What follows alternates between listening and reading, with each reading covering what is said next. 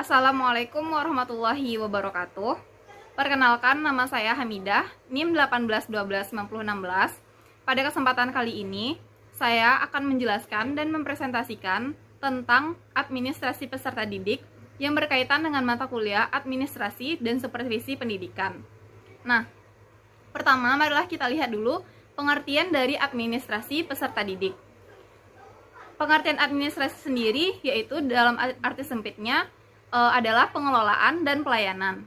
Nah, dalam arti luasnya, administrasi adalah suatu proses pengelolaan, pelayanan, baik itu bisa dari manusia, uang, dan sebagainya, untuk mencapai suatu tujuan tertentu secara efektif dan efisien. Nah, dari pengertian ini dapat kita tarik kesimpulan bahwa administrasi peserta didik adalah suatu proses pengelolaan peserta didik mulai dari penerimaan murid baru, pembinaan peserta didik tersebut selama di sekolah, dan sampai akhirnya peserta didik tersebut lulus dan tamat dari sekolah tersebut. Selanjutnya tentang proses administrasi peserta didik. Yang pertama yaitu perencanaan penerimaan murid baru di suatu sekolah. Nah, kegiatan ini terjadi setiap awal tahun pembelajaran baru di suatu jenjang pendidikan, di mana sekolah tersebut menerima murid baru sebagai peserta didik dalam sekolah itu. Nah, selanjutnya orientasi peserta didik.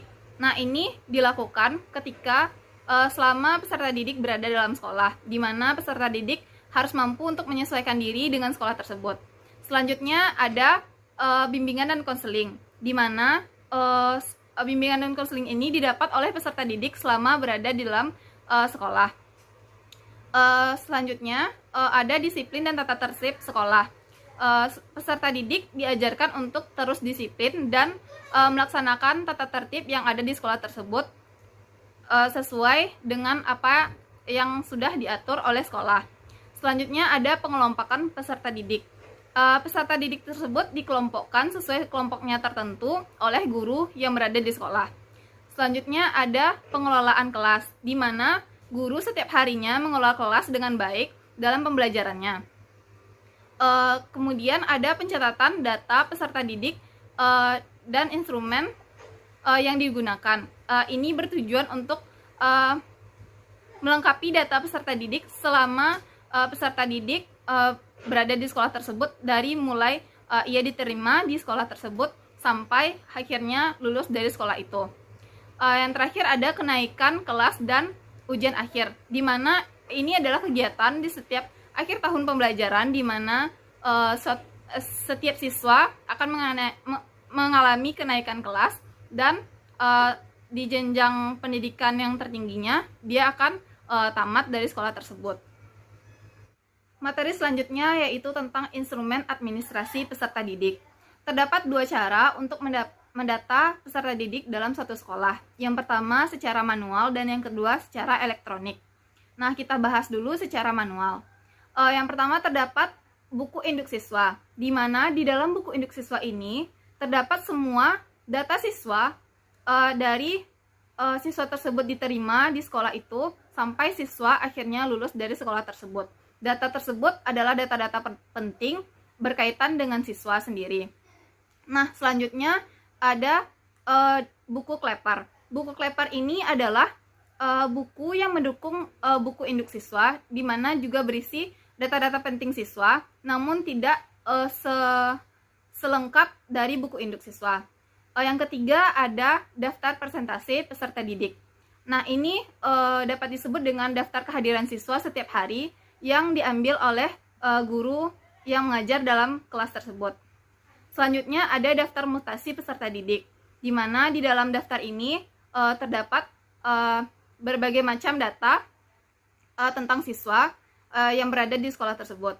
Selanjutnya buku catatan pribadi peserta didik. Nah, ini berisi tentang catatan pribadi atau keadaan pribadi siswa dalam satu sekolah, di mana mencakup seluruh keadaan siswa tersebut selama dalam sekolah. Selanjutnya ada buku Leger. Buku Leger ini adalah buku yang mencakup nilai siswa, nilai atau rangkap nilai siswa yang telah mengikuti ujian. Selanjutnya ada buku rapor. Buku rapor ini adalah buku yang diberikan kepada siswa dan diterima siswa sebagai daftar nilai yang telah ia peroleh dalam satu semester di setiap tahunnya. Selanjutnya dengan cara elektronik. Sama halnya dengan yang manual, namun bedanya elektronik di sini pendataan siswa dilakukan dengan menggunakan media yang lebih mudah dan praktis digunakan dan sangat cepat untuk mendata siswa tersebut. Di mana di dalam elektronik sendiri juga dapat memuat buku induk siswa, buku kleper, buku leger, daftar hadir siswa, daftar nilai, daftar data keadaan siswa secara pribadi, dan sebagainya. Nah, selanjutnya terdapat kelebihan instrumen yang dikelola dengan cara elektronik. Yang pertama itu lebih cepat, lebih teliti, kapasitasnya lebih besar, kemampuan mengulangnya baik, mudah mengupdate, dan mempermudah untuk mengirim dan menerima. Di sini yang kita ketahui yaitu dengan menggunakan media elektronik akan lebih cepat dan mudah digunakan, dan informasi-informasi data yang kita peroleh akan mudah untuk kita kirim dan diterima dengan baik. Nah, selanjutnya terdapat peran guru dalam administrasi peserta didik, di mana peran guru itu antara lain, yang pertama, mengelompokkan peserta didik dengan tata cara menentukan kedudukan peserta didik dalam kelompok.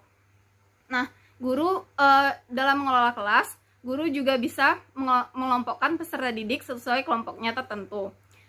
Selanjutnya, pengelolaan kelas, di mana yang kita ketahui, guru dalam mengajar setiap harinya mengelola kelas dengan baik agar kelas tersebut efektif dan kondusif.